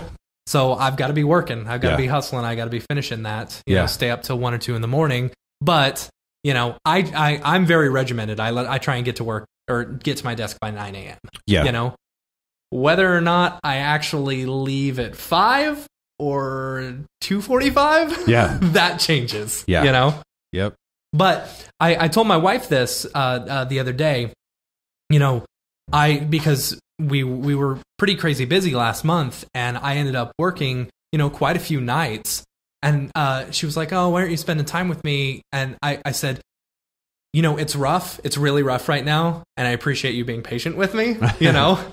But think about it this way: since I went freelance, or since we jumped off and started our own company, I've only had to work late nights, maybe a handful of times. Interesting. Versus when I was working for a studio. Yeah. Or when I was working for a studio and freelancing at the same time. I was working late almost every night. Sure. You know? Yeah. And we're doing a lot better now. Yeah. So, I don't know. So, the reason I have that as a myth for me is because from the very beginning of going out freelancing, I vividly remember getting to like 3 or 4 o'clock in the afternoon. And, you know, this is still very new. I was the only person, you know, getting an income for our family of 5. Oh, yeah. And so to a certain degree, I felt guilty. Like, I know that. So I know that guilt. I would literally go to my wife and I would say, "Babe, I've been working all day and I have done nothing that's billable yet. So I'm going to have to stay up till like 3 in the morning just to do something that's billable." Yeah. And it was because I had worked all day long on landing a new project. Yeah. Talking about revisions on a current project. Sending emails. Yeah. Phone calls, like you name it. It seems like it takes the whole day, every day to get that stuff out of the way. Yeah. Yes. Yeah. And there's been days when I call Dave, I'm like, "Hey, what are you working on?" And he's like, "Emails and phone calls. I haven't started anything yet." Yeah. Yeah. Yep. So setting my own hours was a total myth because I would have to work on them. You know, I feel like you hours. were probably crushing it a lot more than we were. We do though. I don't know. Dave crushes it a lot. I'm the lazy one in this group. Yeah. I don't feel that way. Yeah. Well, I definitely put in the work. Yeah. Yeah.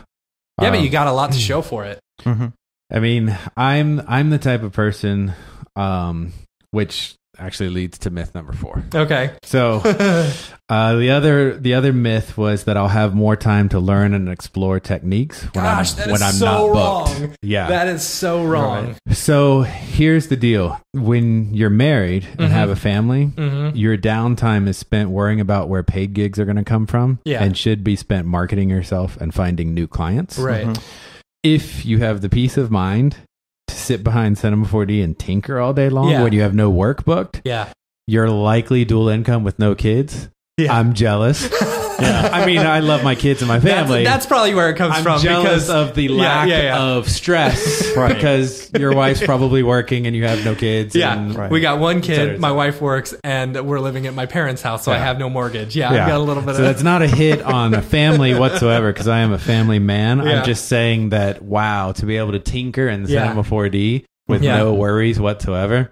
Yeah, that's never happened to me. And you know, Joey. Have you read Joey's book? I have not. I buy it. School of Motion, right? Yeah. I do love School of Motion. We're actually one of my guys, a junior motion designer. I enrolled him in School of Motion course. Yeah. And he's currently taking that. Yeah. And I have been looking at School of Motion and MoGraph Mentor graduates for this position. Really? That I'm hiring, because Nice. I don't care where you went to college. Yeah. Whatsoever. Yeah. And I love that education model. Mm-hmm. And so if by chance they're listening, Yeah. send me your graduates portfolios. I'm always looking. Cool. How have you noticed like an increase in quality in his work from doing that? Just to totally jump off into It's another too subject. soon because it's an 8-week course, and Okay. I think he's maybe 5 weeks into it. Okay. I'm not sure. Yeah. Cool. What were we just talking about? The ability to tinker with nothing. Oh, but- yeah. Joey talks about this in his book. He says, so he's got the unicorns and rainbows, or unicorns and rainbows versus the pain projects. This is what he talks about. He's got a scale. So you got these unicorn and rainbows, which you get full creative control, but pays very little money, and then you've got the pain projects, which pay a ton of money. You have zero creative control, Exactly. And it just hurts, Yeah. But the pain The projects meal are, versus the real. right. Yeah. And exactly. And that's what it is. Like the meal is these pain projects, and the real is where, those the unicorns and rainbows, that's where your real comes from. Yeah. You don't make as much money, but you get to tinker, and you've got the time to tinker. Yes. And that's where you grow as an artist on some of these projects. Yep. I don't know. And the tinkering thing, Yeah. like, And the ultimate goal is to get the budget to a point where you're paid to tinker. yeah, absolutely. Yeah. You've got at least a little bit of research and development built Yeah. in there so you can figure out the best way to go about it. Yes. Yeah, Totally. Yep. for sure. And so as a studio, we're finally this year getting to that point. Yeah. The tinkering, the R&D, Yeah. that was all done under stressful hours and get it done and go. Whereas now we're finding ourselves in a situation where it's like, this week you got at least 40 hours to try this technique. A whole week. And that was something that I really like. I loved coming and working for you guys, like freelancing. It was so much fun because it's a very chill environment, Yeah. And I think that's cool as a boss that you're able to kind of keep this, it doesn't feel stressful. Yeah. You don't feel like you're working for the man. Cool. Yeah.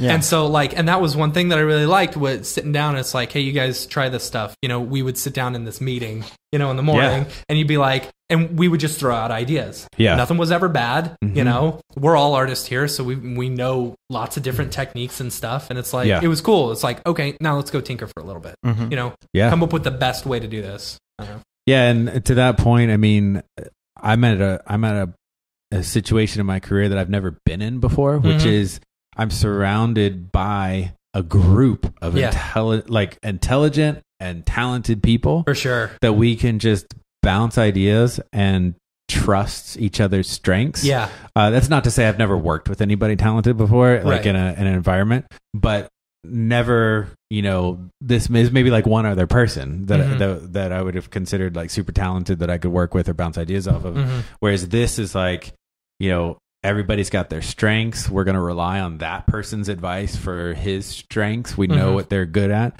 And so it's huge. It's huge to all be under the same roof because of that collaboration. For sure. Like we've thought about, and I've thought about like, working remote, and we work remote with freelancers and things like that. Yeah. And, I know, Nick at Grayscale Gorilla, his business model is quite a bit different. We're client based, so working remote probably is fantastic for him. Yeah. For us, I used to live in Washington, D.C., where the traffic is horrific. Yeah. I was in a job where I could work remotely and only go into the office for a couple hours a day. That's nice. So I'm used to working remote. I understand it. It's not an old school thing on my part, I don't think. Yeah. But there's definitely something about just being able to grab everybody at a moment's notice and say, hey guys, let's gather around. Let's figure out how we're going to make this revision. Yeah. What's the most effective way to do it? Yeah. What's the coolest way to do it? Yeah. And it's due by Thursday. So now what's the real way to do it? Yeah. And being able to have those conversations just right then and there is so valuable. I feel like we are in a speed lane of learning. Like I'm just learning so much just from calling the team together and talking about stuff. Yeah. In our Monday meetings, we will sit down and we have kind of like a Monday inspiration, and we'll pull videos from Vimeo or Instagram or things like that, and we'll look at it and we'll just say, how do you think they did that? Yeah. What renderer do you think they used? You know, you're gonna like Beeple's people. Yeah. And so we end up like talking about it, and I find out like, geez, you know how to do that? And so like hearing from them and talking about those types of things, it's like, well, now when I approach this client, I know that we they've know, got that capability. Like, I didn't realize we could pull that off, but like, hey, make a quick video. We need to send it out to all of our clients. Say we can do this now. Yeah. So for the first time in my career, I am in a situation where I'm like, man, what we can accomplish as a team is so much greater than like me at my house by myself as a freelancer. Does it worry you as a boss, like, you know, running this company and stuff, or is that, nah, I've done it for so long that I'm comfortable with it? Worry about what? I don't know, like it would kind of freak me out having a bunch of employees, you know, that I'm kind of responsible for, you know? Yeah. And a building that I paid for, you know, and like, yeah, totally. I don't know. I mean, there's a reason why they say it's lonely at the top. Yeah. And they're not just bragging about being at the top and being the big man. Like, anytime you run your own business, it is a lonely place to be in. Yeah. And there have been multiple times throughout the last 7 to 8, we'll be 8 years old officially in March. And then ABC actually existed for about 3 years before that as a blog. But anyway, throughout the course of the last 8 years or so, I mean, there have been multiple times where I'm just like ready to throw the towel in, be done. What kept you going? You know, for me, I think it's just a greater calling, the ability to provide for my family in this way. You know, it's also a very exciting industry where you're constantly pushing yourself. That's for sure. Yeah. And so I do feel like a compulsive gambler, though. Like running a design studio is like being a compulsive gambler, because you're literally throwing the dice on what you hope will work out, and sometimes it works out great, sometimes it fails, and the financial ups and downs are insanity, and that's why the ability to have a profit on the videos that you are charging for will get you through those downtimes. You know, so I think too, like, I just need to be a good steward of the work that's coming in the door, and so it's all work that we're excited about, and so I would never want to grow or add people on, like I mentioned before. If it was like, hey, I keep landing this crappy work, who wants to join me? You know? And so we're working on some projects that are really exciting, and we have to remind ourselves of that. And it's just, you know, looking at the opportunities and not saying no out of laziness. I think I see that actually a lot in this industry. Yeah. And I don't know if it comes from people just wanting to be the cool guy and feel like I got to say no to so-and-so, you know, like, I don't know if that's where it stems from. But I'm willing to say no to projects I'm not passionate about. Yeah. But I'm going to make a way to increase the projects that we're stoked on. Okay. So, for instance, we stick to pretty regular work hours here. Yeah. You guys were part of an unfortunate project with Nike. That's okay. And that, I can honestly say, has never happened in the history of ABC.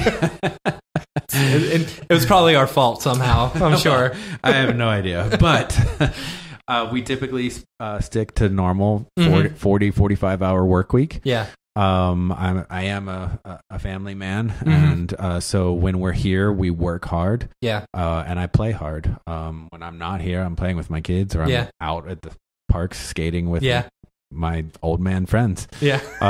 You know, so work hard, play hard. I forget where we were going with this. I don't know. Yeah. So anyway, we definitely try. Oh, so being able to say yes to everything that you can, as long as it's stuff that you care about. Yeah. You know what I mean? So, if we're booked and I know it's going to be a stress on our team, I will immediately hire freelancers. Okay. Because I want to say yes to this other client that we've never worked with before. And this is our chance. And so now I have enough of a team where we can juggle the schedule and we can figure out, okay, you know, Brian was going to be on this project for the rest of this week. Let's pull Brian off of it, put Brian on the new project with this brand new client that we're doing, and bring a freelancer to finish what Brian started. Yeah. And so, because that's basically what we were doing. We were just finishing up work. Yeah. You know? Yeah. And so, for the last 8 years, I work a ridiculous amount of hours. Yeah. I have a family. I'm dedicated to my family. I get home, play with them, basketball, football. Yeah. You name it. But I don't sleep.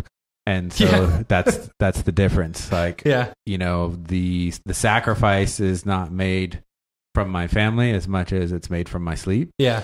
And I worked that hard, you know, for the first 6 years, because the last 2 years I've been able to correct that. And it's not nearly as bad as it used to be. Yeah. And so now it's at a very manageable level.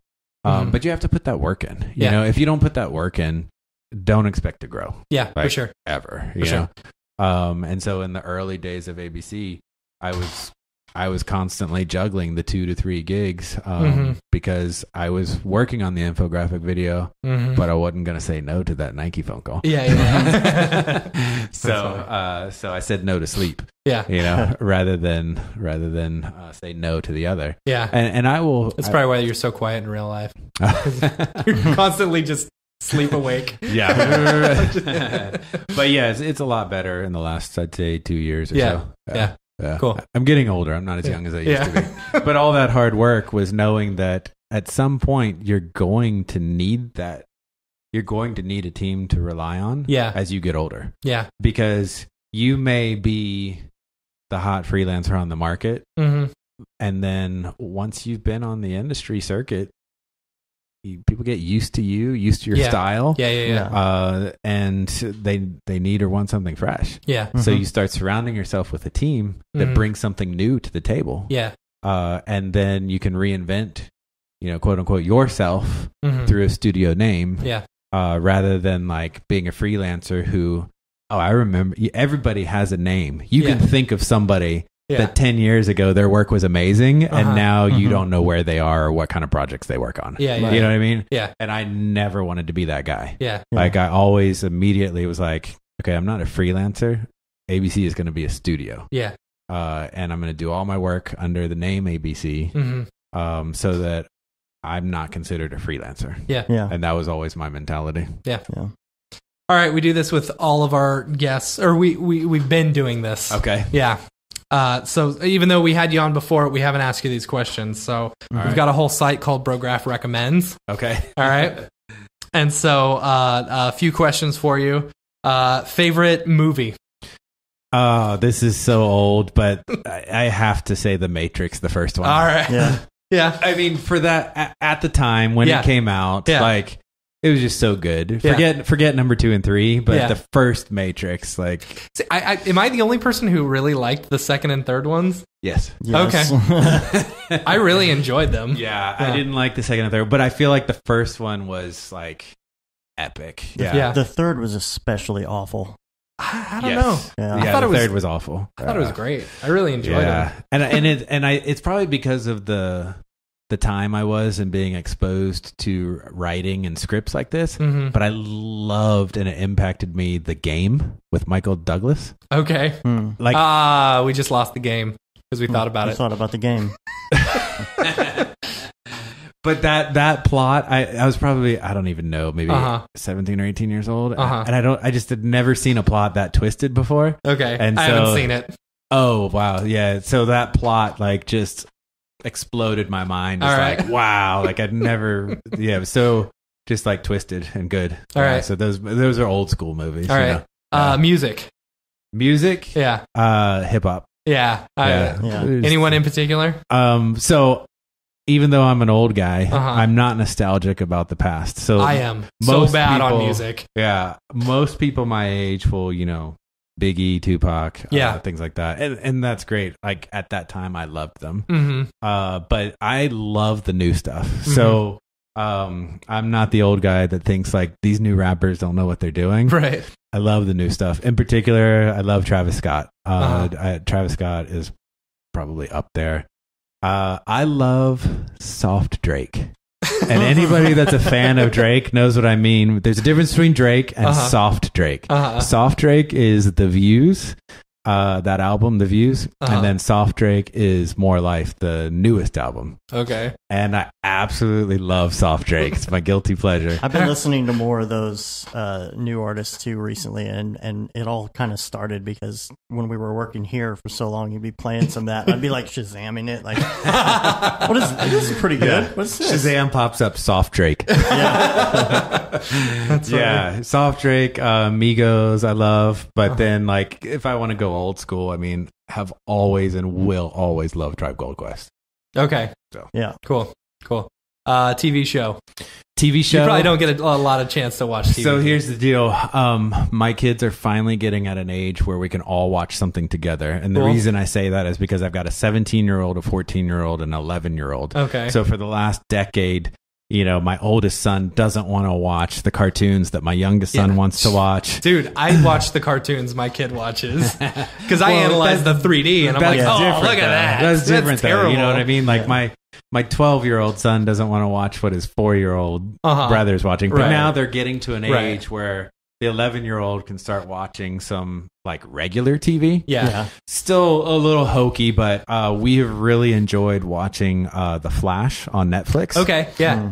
And I think it's because for the first time, I'm sitting down with my kids and I'm watching something that has visual effects in it. Yeah. It has like really interwoven, tangled like storylines that I'm kind of like, this is tight. I can watch this with my kids. Yeah. This is way better than like watching cartoons, Yeah. like certain cartoons. you know? Yeah. Yeah. And so we've enjoyed watching The Flash, and then we caught up on Flash episodes. So now we're hooked on Arrow.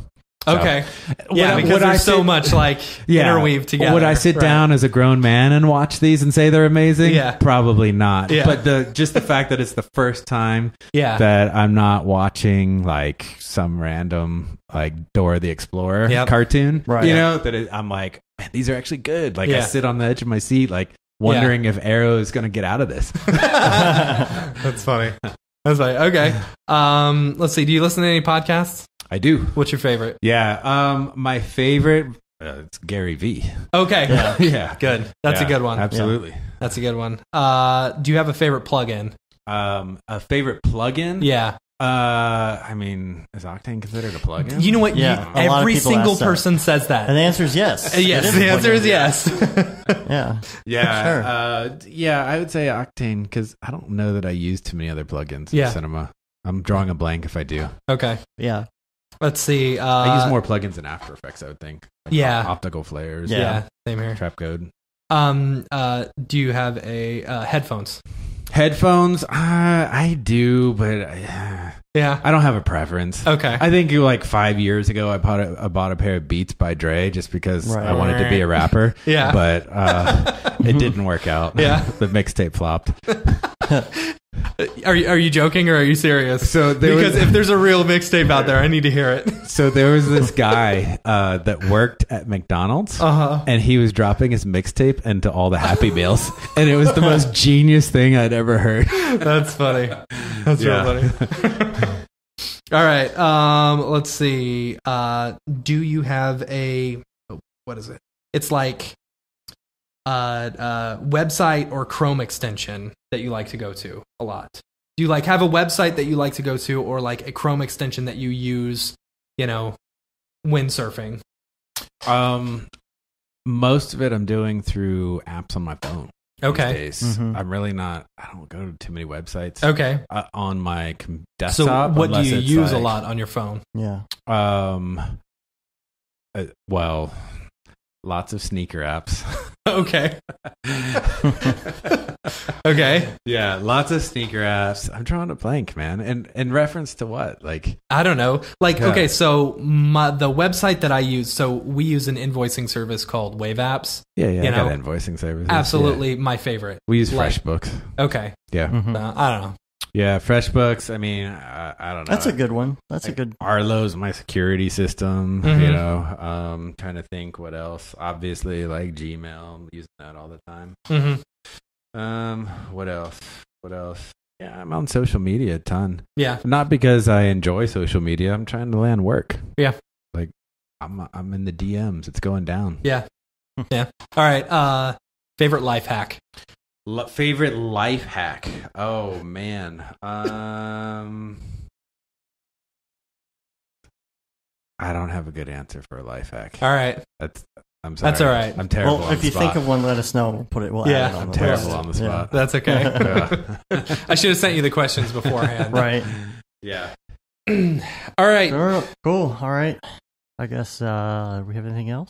Can we get out of here? Are we gonna? Oh, okay. So we're skipping Beeple's people this week. I don't have the Beeple's people. Sorry. Nah. I See, don't. so we're actually like in the ABC headquarters right now in the conference room. So we don't. Have all three our of us are usual- together, like for once. Yeah. So, okay.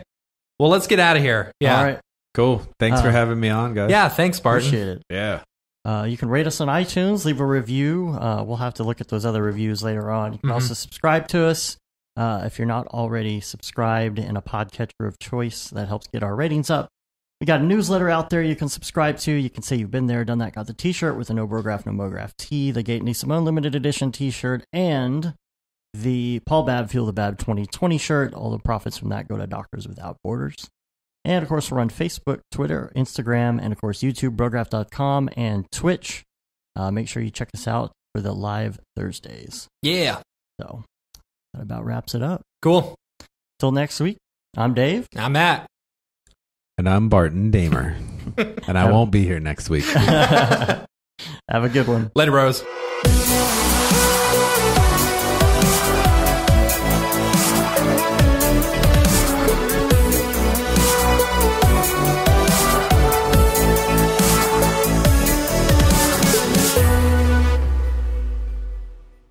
It's pretty good, I guess. Brograph.com, an online resource for learning Cinema 4D, After Effects, and other motion graphics tools specifically catered to help you prevail as a motion graphic designer. What's up, bros? Welcome to another Brograph motion graphics tutorial. With tutorials, plugins, and now a podcast with tens of thousands of listeners worldwide. Yeah, it's a great community to be part of. We give you professional time-saving tips, industry news, interviews, shortcuts, and lessons that help keep you current in the world of motion design. Throw in HDR Studio, take the render settings, pick the HDR, put in reflection, and gorgeous. I love projects that scare me. When our art director comes to us and asks for something that I had never done before, man, it gets me pumped. Our weekly long-form podcast will give you the latest news, help you in your file management, hardware configuration, and client relations. Learn about the latest render engines, modeling techniques, and workflow integration while staying entertained. Real nice banana. Ah, that's so funny. All right. I'm going to live forever. Our Brograph Talks are a chance to see the way industry leaders from around the globe are changing the face of motion design. Sometimes you got to make stuff that you're not going to put on your reel, and I'm not here to judge. The podcast and talks include people like Beeple, Barton Damer, Nick Campbell, Andrew Kramer, David Ariev, Chad Ashley, Paul Babb, EJ Hassenfrost, Mitch Myers, Chris Schmidt, Jules Urbach, Cornelius Dammert, David Brodeur, Andy Needham, Caitlin Kaju, Zubair Parker, Noseman, Ryan Bean, Casey Hupke, Nick Lyons, Sage, Joey Korenman, Jeremy Cox, Rick Barrett, John Dickinson, Matthias Omatola, Patrick Goski, Brandon Clements, Steve Teeple, Tom Glimpse, Patrick Longstream, Julia Simone, Devin Coe, Al Heck, and even Deadmau5. You get that render done. Yeah, you better frame what? Our Brograph breakdowns go behind the projects and give you an insight on what it's like to manage and maintain your own personal business or work for a large company.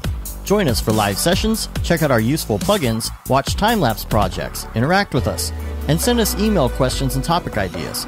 Or just hit the Rando Render button and do an imaginative daily that'll keep you on your toes. Take all your dreams and let's do it! Subscribe today and get automatic updates on the latest tutorials, tricks, tips, and inspiration brought to you by industry professionals Dave Koss and Matt Milstead. We don't care how you get here, folks. Just get here. Subscribe now to Brograph Tutorials.